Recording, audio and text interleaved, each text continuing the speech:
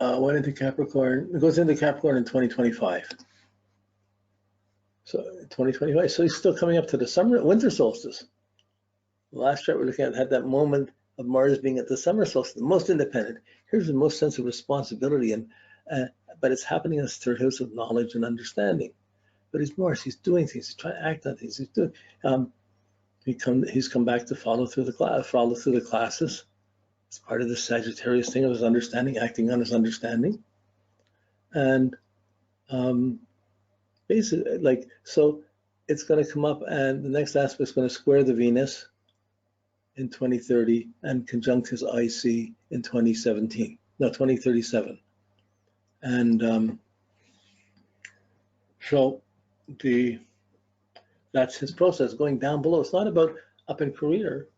He has Cancer in the midheaven. It's like make a hobby a career. He has the moon in the 6th house. Work at a hobby. Work at something you feel good about.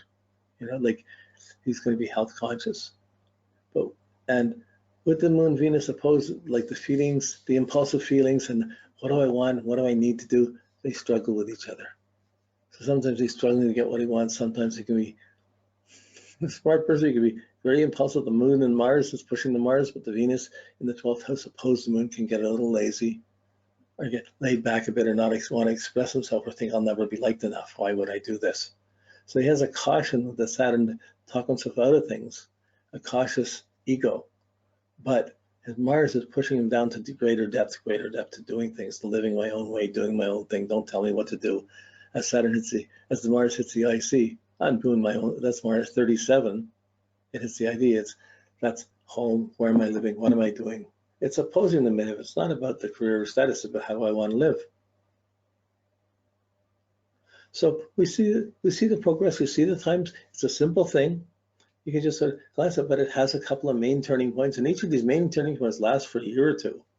So by the time you've seen how it's worked for you, you can begin to start saying, oh, that happened then. Oh, what was I going through? Oh, geez, that's when I decided to be like this, or when I decided to do this. Oh, that's when I changed my attitude about what I was going to do. And you can see how these things evolve like that. And certainly, it also involves, I'm focusing on the work. You could also take this to involve sexuality and your attitude to sex and energy as it's going along, and the puzzles that come along with that.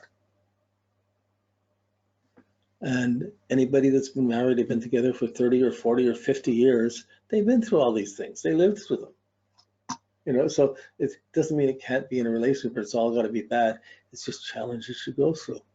These are things happening within himself that whoever is with him is going to have to give him space to do with that, because you can't order up somebody to have different progressions. Okay. I'm just laughing. I just had a little flash. I was at an astrology conference once, and somebody had a booth out of humor. They had a booth selling certificates to, if you had Mercury retrograde, they sell you a certificate that guaranteed your Mercury is direct, or guaranteed to have your planet in another sign to change anything you want. And so it was a joke, but it was a very popular thing. So I was just thinking, geez, you could sell someone a different, here's a guaranteed set of different progressions, and you could go play with those or pretend to be those. But really, when you're being in touch with yourself, when you're being in touch with your own energy, these things are supposed to happen on this. It's supposed to be alive. It's healthy to see things happening at these moments, and they usually do. But it's not moments. These moments are 2-year phases. It can be anywhere in that. And your behavior is going to be affected. A couple of years will be affected, and before you finally get past it and moving on. Okay. Okay, we're going to some knowable people with some history and stuff, but I like the personal stories, you know, and yeah, the times are different, because when teaching for many years, we would always be, these would be talking about, well, this happened to me, that happened to me, and each person would be choosing what they talk about, and this would be really alive to talk about these subjects with other people, because you'd see how it's actually working. We're seeing how it's actually working, but you get the stories behind it to see how the process works. So that you have to get from working with someone's chart and talking about it. This means this. What do you think? What happened then? What happened then? What did you go through from that? And realize that when we're 20 or 30, we aren't really clued into these inner things, but they're still happening. Like fuel, there's stories that we begin to understand, and they're like, oh, that was that later. how come I was in that relationship? I took that job. What did I do that for? Like, we have so many ways of looking back. Okay, with Donald Trump, his Mars starts in Leo, ta-da, the best, in his 12th house. Nobody's noticing. And then it moves over, goes over his ascendant in Leo, and then moves on through Virgo and into Libra in his life. It won't get out of Libra. So the Mars in Leo is the proud, but in the 12th house, it's the champion of lost causes or wrong causes. If everything, his initiatives can tend to be not in everyone else's best interest, let's say, a little more self-centered to his own isolation. I like the image that he's traveled all over the world, but he's only stayed in his hotels. So you wonder what he's actually saw of the other world. You know, like his hotels. He wouldn't have been, he's too rich to be able to venture out onto the streets or to see other things. He would have mostly been in his hotels with people that would be catering to him. But when he tries to come out on his own, he thinks he sees everything, he thinks he's in touch with him, and he doesn't realize how isolated he is in his energy. But his anger tends to be misguided. Like that Mars is not afflicted. It's trine his moon, it's trine his sextile his sun. There's no affliction other than being in the 12th house. So anger management is this wrong policy, wrong forces, wrong use of force, the conscientious use of force. This is a chart that could be a yogi's chart if the person learned to use their energy to not hurt anyone. And like going into politics is a dangerous thing for that Mars in the 12th house. It creates enemies, but it just goes around. So in 51, he's born in 46. So at 5 years old, his Mars came out of the 12th house. I was home going to school, 5 to 6. And he starts to pump up and get more pumped up. I'm this. It goes into the first house. His identity pumps up who he is, and then it moves into Virgo.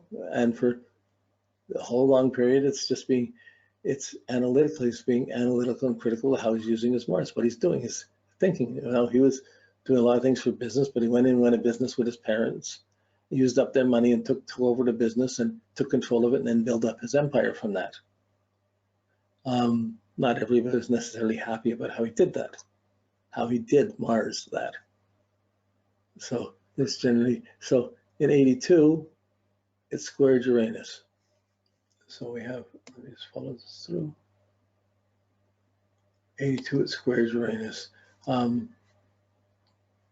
should have pulled out a timeline for this, but there would have been some big disruption or upset in 82 around this. Let me just take a second here and see if I can get that.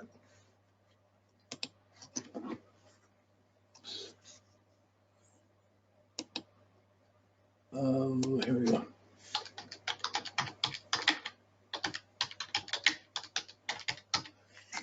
Okay, let's just see if I can get a quick timeline of his life. Not of the presidency.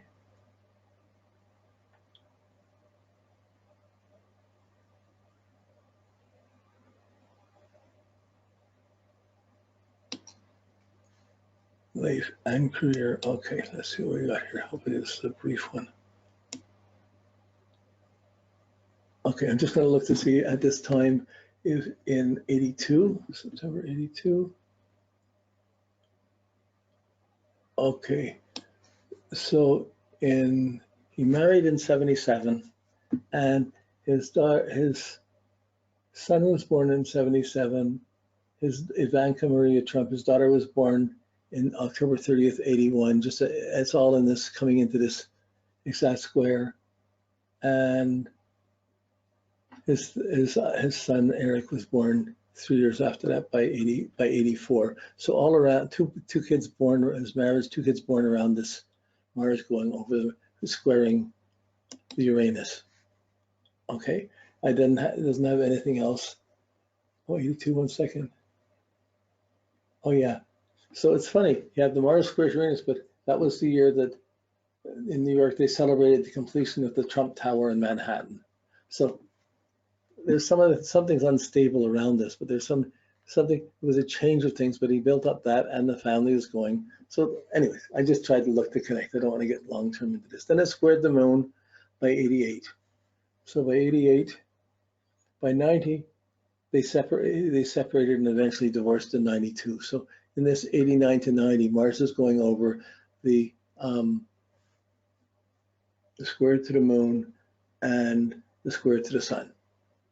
Okay, so he has the opposition, and Mars going over it. In this period, they're struggling, and by the time it's lifting, he's come out of the marriage. So there's the kids, there's the marriage, and he's moving out of it. And at the same time, Mars went into the second house of money. Okay, so it goes along. It hit Libra in 2002. I just gotta did a timeline search on the web to get I just did Donald Trump life and career, so it puts it on here, and I won't keep it here. I'll just read it so that we're looking at in 2002 it went into Libra in 2002.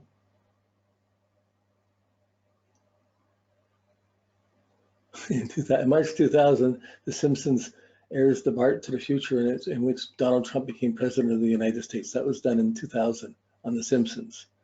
By 2003, he filed suit against a native tribe and a river developer.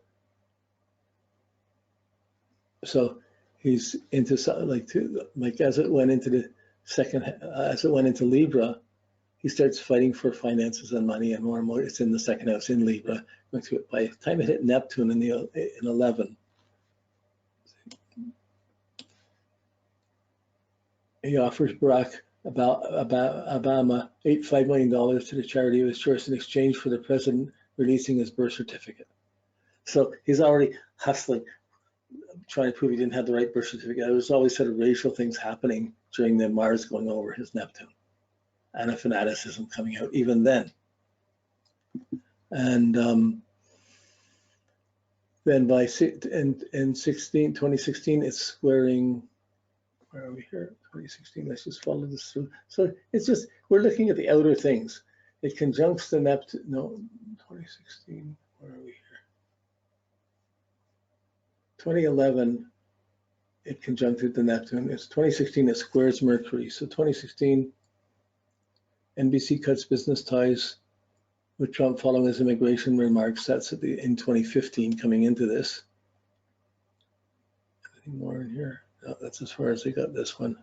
Okay, so anyways, I don't want to take too much longer with that, but it was just an idea to have some idea with it. But his Neptune's coming down through a second, it's coming down away from career. The interesting thing is when the Mars in the 12th has ascendants at 29 degrees 49 Leo, it's conjunct the star, fixed star Regulus, the ruler of the lion. His Mars went over and conjuncted that. So a lot of things, and when he was elected, his progressed sun was right at that point.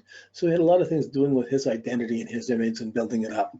But his Mars, his actions were questionable with the Mars. It squared his Mercury in 16. So his actions were stressful around it, but let's see, it conjuncts his Jupiter in 29. So he's in this phase here between the square to Mercury, and there you can see that's the anger, the anger, his judgment anger, tied in with Neptune, the prejudicial comments and things like this. But it's still working to make money, to get money and do things. It's coming to Jupiter. He's not going to slow down. It's going to get more aggressive by 2029. He's not president then. And then it moves forward. It's not till 3942 that it comes up and squares Saturn and Venus. And by then he's in his late 80s, 90s. In his 90s, yeah. So that's yeah. So you can make these things come alive. Any one of these points, we would have to slow it down and go deeper at it.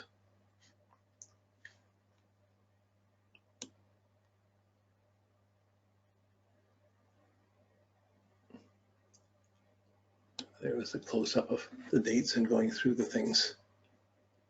Whether I just set it up to be closer, I'm just going to go ahead here. 2 more charts to do.